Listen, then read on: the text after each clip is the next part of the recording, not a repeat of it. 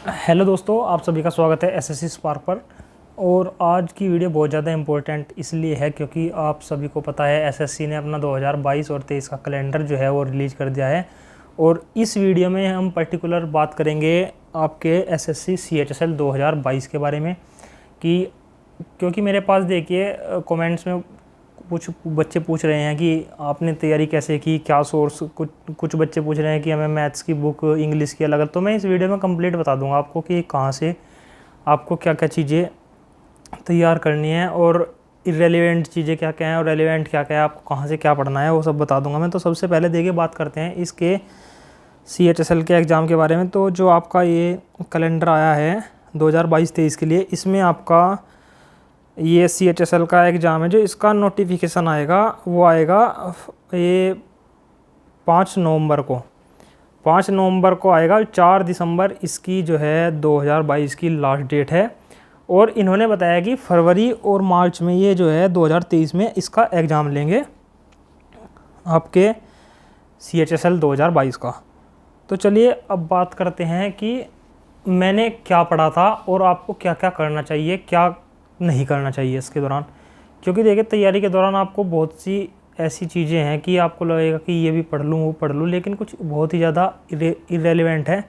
तो आप यूनिक जो चीज़ें हर बार एग्ज़ाम में आती हैं, अगर आप उनको ही पढ़ेंगे तो शायद आपकी तैयारी, एक तो तैयारी होती है कि कुछ बच्चे हैं लगातार पढ़ रहे हैं किताब पता नहीं कौन कौन सी पढ़ डाली, तो वो नहीं करना है आपको करना ये है कि आपको स्मार्ट तरीके से तैयारी करनी है। और स्मार्ट तरीके से कैसे करनी है वो मैं आपको बताऊंगा।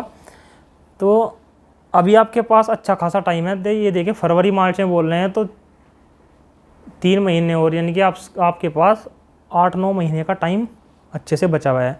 और अगर आपके पास 8-9 महीने का टाइम है तो अगर किसी ने अब तक जीरो किसी की तैयारी है ना, अगर वो भी मन लगा के दिन में 8 से 10 घंटे अगर दे रहा है तो उसका 100% सिलेक्शन हो जाएगा। तो अब मैं आपको बता दूं, सबसे पहले बात करूंगा मैं, कुछ बच्चों की क्वेरी ये रहती है कि टाइम टेबल क्या होना चाहिए। तो भाई देखो, टाइम टेबल की बात ऐसी है कि टाइम टेबल मैंने भी बनाया, पर क्या होता है कि टाइम टेबल हम फॉलो नहीं कर पाते क्योंकि कई बार ऐसा हुआ मैं कुछ काम आ गया तो चले गए, तो पूरा दिन का रूटीन बिगड़ जाता था मेरा, तो फिर मुझे दोबारा करना पड़ता था। अब आपको मैं ज़रा थोड़ा सा जानकारी के लिए कुछ दिखाना चाह रहा हूँ। ये दिखाना चाह रहा हूँ कि मैं आपको अब इसमें, अब ये देखिए ये टाइम टेबल अलग लिखा हुआ है, फिर मैंने दोबारा ये बनाया, ठीक है, जब तैयारी कर रहा था उस दौरान की बात दिखा रहा हूँ आपको। और इसमें से तो ये पेज तो देखिए फट गया, इसमें यहाँ पे भी टाइम टेबल है, फिर काट दिया, फिर बनाया, फिर काट दिया, और अब ये देखिए इसके पीछे भी टाइम टेबल है। और जहाँ तक मेरा आइडिया है शायद इसमें भी टाइम टेबल बना हुआ होगा। मतलब जितने भी मेरी रफ कॉपी है ना, मैंने टाइम टेबल बनाया, लेकिन फिर क्या हुआ कि टाइम टेबल को अच्छे से फॉलो नहीं कर पाया। तो टाइम टेबल से आप कभी भी, मतलब अगर हार्ड गोल जो आप सेट कर लोगे ना, तो उन्हें आपको पूरा करने में दिक्कत आएगी। तो आप क्या करो, शॉर्ट टर्म गोल बनाओ। शॉर्ट टर्म गोल का मतलब क्या है कि आपको ये करना है, मान लिया हमने आज सेट कर लिया कि हमें आज 8 घंटे पढ़ना है।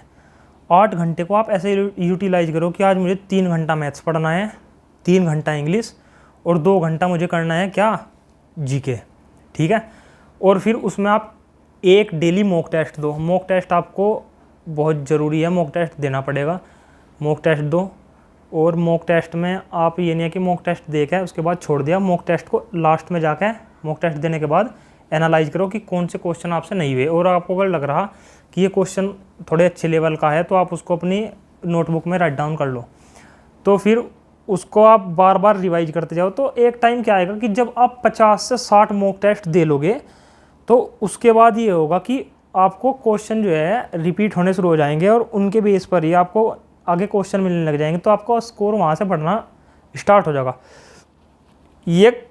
ये तो आपको डेली करना है, डेली मॉक आपको देना ही देना है, क्योंकि मॉक जो है बहुत ज़्यादा इंपॉर्टेंट रोल प्ले करता है। आपकी टाइमिंग को बताएगा कि कितनी टाइमिंग आपकी आ रही है, और प्रैक्टिस होगी, और आपका जो माइंड है ना वो भी आपका खुल जाएगा, मतलब सोचने की जो आपकी पावर है वो बढ़ जाएगी। तो अब आपको क्या करना है बता रहा हूँ मैं बुक लिस्ट के बारे में। तो देखिए सबसे पहले तो मैं दिखा दूँ आपको अरिहंत की एसपी बख्शी। इससे सिर्फ मैंने वो कैब की थी। और अगर आपको यकीन ना आ रहा ना तो ये इसका बीच का पार्ट आपको यहाँ से दिख रहा होगा, ये ब्लैक ब्लैक हो रखा है क्योंकि इसके इस पोर्शन में ही, अब यहाँ से मैं आपको दिखाता हूँ, जब मैं इसको ओपन करूँगा ना यहाँ से, ये देखिए ये ब्लैक वाला पार्ट है ना, तो यहाँ से आपको वो कैब स्टार्ट हो जाएगी। तो इस बुक से तो मैंने वो कैब की थी, और जो नीतू मैम वाली बुक है उससे मैंने किए थे आपके रूल, और उसकी वो कैब भी की थी। तो इंग्लिश के लिए तो ये, प्लस एक चीज़ और, एमबी पब्लिकेशन की आपके पास बुक है, या तो ये वाइट सी है, वैसे मेरे पास एक और भी है, ये तो पुरानी हो गई, वो है 2013 से लेकर, और मेरे पास शायद 16 या 17 तक की थी, रेड कलर का उसका जो है ऊपर का रेपर है, उससे मैंने प्रैक्टिस की थी क्वेश्चंस की प्रीवियस ईयर की, और उससे ही मैं वो कैब करता था। और ये करने में मुझे ज़्यादा नहीं, मैं बोलता कम से कम 3.5 घंटे करीब मुझे इंग्लिश को कवर करने में लगते थे, क्योंकि मेरी इंग्लिश भाई जीरो थी।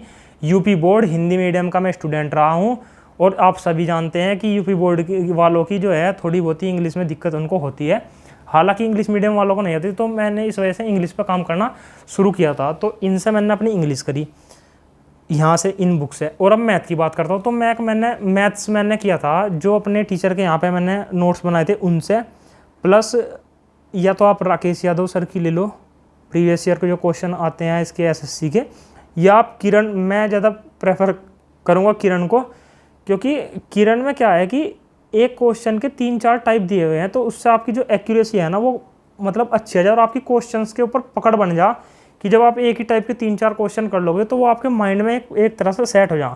तो किरण का सबसे ज़बरदस्त फ़ायदा तो ये है, और भाई किरण में सही है, किरण का मतलब क्वालिटीज़ में क्वेश्चनों की भी अच्छी है। उसके साथ साथ मैंने इस दौरान क्या किया था कि एक ये किसका है, स्पार्क पब्लिकेशन का है पटना, ये मैंने प्रैक्टिस सेट लिया था उस दौरान। अब आप ये देख लो, ये मैंने किया है, और भाई अब आपको मैं इसको दिखा दूँ एक बार कि तरीका क्या है। पहले मैं इसको करता गया, और कहीं कहीं पर आपको ये हाईलाइट दिख रहा होगा, ये वो क्वेश्चन थे जो मेरे से फर्स्ट अटैम्प्ट में नहीं हुए, तो फिर मैंने इनको गोल कर लिया, हाईलाइट कर लिया। उसके बाद फिर मैं क्योंकि जो आसानी से हो गए वो तो मुझे पता ही लगा, जिनको करने में मुझे दिक्कत आ रही थी, मैंने सिर्फ उन पे काम किया। और इसके साथ साथ जो मॉक टेस्ट में आपके क्वेश्चन आते थे मैं वो करता था। इससे अलग मैंने दुनिया में कुछ नहीं करा, ना कोई फालतू की बुक पढ़ी, ना कोई झंझट, कुछ नहीं। और मैथ मैंने यहाँ से किया, अपने टीचर से जहाँ से कोचिंग करी थी वहाँ से उनके नोट्स, और ये किरण की बुक बताइए आपको, और ये प्रैक्टिस सेट, और इसके साथ मॉक। तो इतना ही टाइम मेरा 3.5 घंटे के करीब ही, अब मैं आपको ये बता रहा कि मैं कितनी देर पढ़ रहा था, 3 से 3.5 घंटे में ही मेरा ये इतना काम इसका जो मैथ्स का था वो हो जाता था। तो इसके बाद फिर मैं जीके पढ़ता था। अब जीके की बात सुनिए, अब जीके मैंने इससे पहले तैयार कर ली थी, क्योंकि मैं एसएससी की तैयारी तो बाद में करने आया, इससे पहले मैं और तैयारी कर रहा था।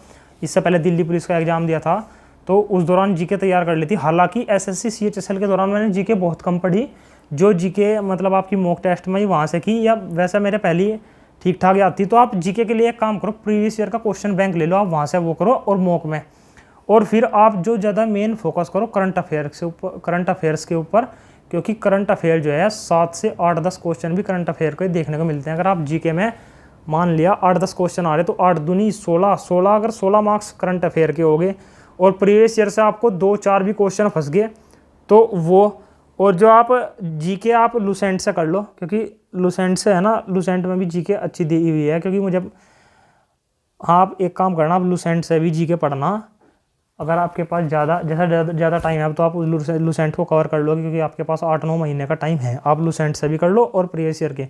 तो अगर आपको ओवरऑल टाइमिंग बताऊँ तो 10 से 12-13 घंटे की आपकी स्टडी का टाइमिंग होना चाहिए। अगर आप ये सोच रहे हो ना कि 6-7 घंटे देकर मैं एग्ज़ाम क्रैक कर लूँगा, तो इस भूले मत रहना, क्योंकि हो सकता है इस बार सीएचएसएल में वैकेंसी कम आए, क्योंकि जो नंबर ऑफ वैकेंसी थी वो पीएसए की इसमें ज़्यादा होती थी, और शायद इस बार से जो आया था इनका कि वो ग्रेजुएशन बेस पर कर दी इन्होंने। तो हो सके इस बार एसएससी सीएचएसएल के थ्रू ये वैकेंसी ना आए, तो जैसा भी होगा वो तो टाइम के टाइम पता लगेगा। लेकिन अब आप ये मान के चलना कि कंपटीशन आसान नहीं है, कंपटीशन हर साल बढ़ता ही जा रहा है। 2019 वाले की आप कट ऑफ देख लो, और 20 खैर अब तो थोड़ी कम है, लेकिन 19 वाले की ज़्यादा हाई चली गई थी। तो अब मतलब ये सोच कर तैयारी करनी है कि आपके पास 8 से 9 महीने का टाइम है, और यही आखिरी है, क्योंकि अगली बार पता नहीं सीईटी वगैरह क्या होगा, जो भी होगा वो देख लेना आप। तो आप ये मान के चलो कि अच्छे से तैयारी करनी है। और रीजनिंग आपके जो टॉपिक आपसे नहीं आते तो आप उनको यूट्यूब से, कोई टीचर वगैरह जो है ना, पर्टिकुलर टॉपिक्स जो आपसे नहीं आता उसको सर्च करो यूट्यूब से और वहाँ से पढ़ लो। और बाकी आपकी रीजनिंग जो है मॉक से ही कवर हो जाएगी, क्योंकि जब आपको डेली बेस पे मॉक तो देना ही देना, एक टाइम रोटी नहीं खानी, लेकिन मॉक टेस्ट जरूर देना। क्योंकि मैंने खुद ही बहुत मॉक दिए थे भैया, मतलब पूछो मत, मेरे हिसाब से 60-70 जितने भी थे मतलब मैं दिए गया, मतलब देता रहा। मैंने मार्च अप्रैल से तैयारी शुरू करी थी उसमें, तो उसके बाद मैंने लगातार मॉक टेस्ट ही दिए, डेली एक मॉक टेस्ट मुझको देना ही देना था।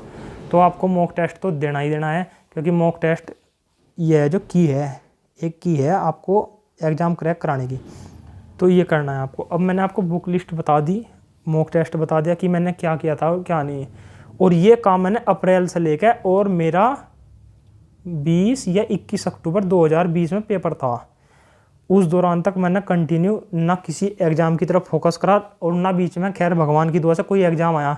क्योंकि हम क्या करते हैं कि हम फॉर्म भर लेते हैं 3-4, और फिर बीच में आगा कि इसकी तैयारी कर लो, दूसरा एग्ज़ाम आगा इसको कर लो। लेकिन आपको एक बात बता दो, अगर दो नाव में पैर रखोगे तो डूबोगे हमेशा। मेरे पास टाइम था तो मैंने उस पर्टिकुलर टाइम में सिर्फ एसएससी CHSL की ही तैयारी करी।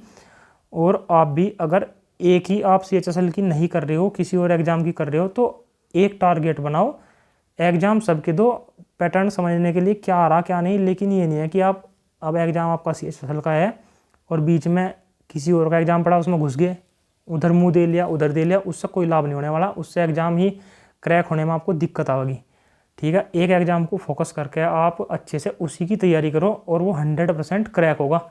अब मेरी बात आप सुन लो, मैं भी एक तो एवरेज बच्चा हो, एवरेज ही मान लो आप, एवरेज में ही था, क्योंकि मेरी 10th और 12th में इतनी ज़्यादा परसेंटेज नहीं है। और भाई ना पहले मतलब ये नहीं कह सकते कि मतलब ये था कि समझ में नहीं कुछ आवे था या क्या दिक्कत थी, बस एक प्रकार से लापरवाही थी पहले, कि लापरवाही में हम नहीं पढ़े या कुछ भी समझ लो। क्योंकि उस टाइम एज वो बैचलर्स की ऐसी हो कि हवाबाजी में रह दिमाग, तो ऐसे ही हमारा था। लेकिन फिर हम आराम आराम से, जो क्या नाम वो है ना, देसी भाषा में बोल रहे हैं ना, कि पहिया जो है वो लाइन पर आ गया, तो वो इस उम्र में जाके आ गया था टाइम सिर। खैर भगवान की दुआ है कि सही टाइम पे सद्बुद्धि दी और हम काम कर गए। तो आप भी तैयारी करो, आपके घर वालों की उम्मीदें आपसे जुड़ी हुई हैं। और एक बात और बता दूं, अभी मैंने एक वीडियो डाल ली थी अपने रिज़ल्ट को लेकर, तो उस पर बहुत से तो पॉजिटिव मतलब लाइक हैं, और कुछ बच्चे ऐसे हैं कि मतलब थोड़े उल्टे सीधे कमेंट कर रहे हैं। तो हो सके अगर वो मेरी वीडियो देख रहे हो तो उनके लिए भाई एक बात कहना चाहूँगा, कुछ बच्चे ऐसे हैं वो बिज़नेस को सर्वोपरि मानते हैं। ठीक है भाई, अब बिज़नेस की बात सुन लो, बिज़नेस तो अगर आपकी गवर्नमेंट जॉब लग गई ना, उसके साथ साथ भी आप कर लोगे। ठीक है, और गवर्नमेंट जॉब भाई बहुत ज़्यादा मेहनत करने के बाद मिले है। अब कुछ क्या कह रहे हैं कि आराम का वो, इन्हें तो बस आराम करना, हराम का खाने की आदत है, ये है वो है। लेकिन भाई साहब, मैं 2016 में बीटेक पास आउट हो गया था, और उसके बाद फिर मैंने दिल्ली पुलिस में सिलेक्शन हो गया था, मैंने वहाँ से वो जॉब छोड़ दी थी, उसके बाद फिर तैयारी कर रहा था। अब इतने दिन की मेहनत लगी मुझे गवर्नमेंट जॉब लेने के लिए, मैं प्राइवेट भी कर सकता, मेरे पास सारे ऑप्शन थे, और भाई मैं अपना बिजनेस भी कर सकता, लेकिन मुझे नहीं करना था, क्योंकि गवर्नमेंट जॉब में बहुत ज़्यादा मेहनत लगे और हर एक के बस का ये है भी नहीं। अब उन बच्चों को मैं बता दूं जिन्होंने मतलब उल्टे सीधे कमेंट करे ना, तो या तो वो फ्रस्ट्रेटेड हैं, हो सके, या ऐसा हो कुछ मतलब ये कह रहे हैं कि हमने सोचा कि यूपीएससी निकला, तो भाई साहब ये यूपीएससी का छोटा भाई है एसएससी, ये भी हर एक पर क्रैक नहीं होता। तो आप अगर अपनी ईमानदारी से मेहनत करोगे तो क्रैक हो जाएगा, अगर दूसरे की टांग खींचोगे तो फिर दूसरे को यही बोल लोगे। और हो सके भाई शायद मैं गलत हूँ कि भाई आपको गलत बोल रहा हूँ, आपको इसलिए छोटी लग रही हो सके आप आईएएस हो, आईपीएस हो, आपके बाप दादा आईएएस पीसीएस हो, तो भाई साहब हम तो इसी नौकरी में सुकून कर लेंगे। और आगे भी वैसे भगवान ने चाहा, सिर पर हाथ रहा तो दोबारा बुक उठा ली मैंने, और तैयारी करते रहेंगे। ठीक है, नहीं जब तक एज है तब तक तैयारी करेंगे। इसकी नहीं, अब CHSL की तो ऑब्वियस सी बात है कि CHSL की तो मैं करने नहीं वाला, क्योंकि इससे तो मैंने जॉब ले ली। तो भगवान ने चाहा आगे भी अगर सद्बुद्धि दे कर रखी और दिमाग काम करता रहा, अपने स्वास्थ्य बना रहा, तो ज़रूर कुछ ना कुछ करके जाएंगे। ठीक है भाई, और मैं आप सभी जो जुड़ रहे हैं ना मेरे साथ, उनको भी यही बोलना चाहता हूँ कि मैं टेलीग्राम का लिंक अपने टेलीग्राम चैनल का डिस्क्रिप्शन में डाल दूँगा, वहाँ से जाकर आप उसको सब्सक्राइब कर लेना। क्योंकि बच्चे बोलते हैं कि हम मतलब कैसे कॉन्टैक्ट करें, भाई सबको तो मैं अपना कॉन्टैक्ट नंबर नहीं दे सकता। तो टेलीग्राम के थ्रू आप कॉन्टैक्ट में रहोगे, और जो बच्चे जुड़ कर तैयारी करेंगे ना, अगर मैं ज़्यादा नहीं कहता, 1-2 का भी अगर मेरी वजह से सिलेक्शन होगा ना, तो भाई बहुत ही बढ़िया रहेगा।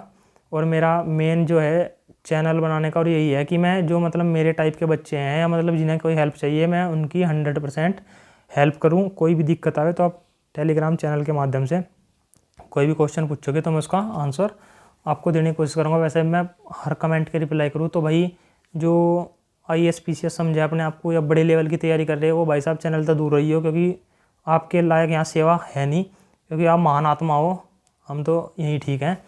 तो जिन बच्चों को जॉब की बहुत ज़्यादा ज़रूरत है, और ये है कि तैयारी के दौरान कोई भी दिक्कत आ रही, तो आप इस चैनल से जुड़ो, आपका बहुत ज़्यादा बेनिफिट होगा।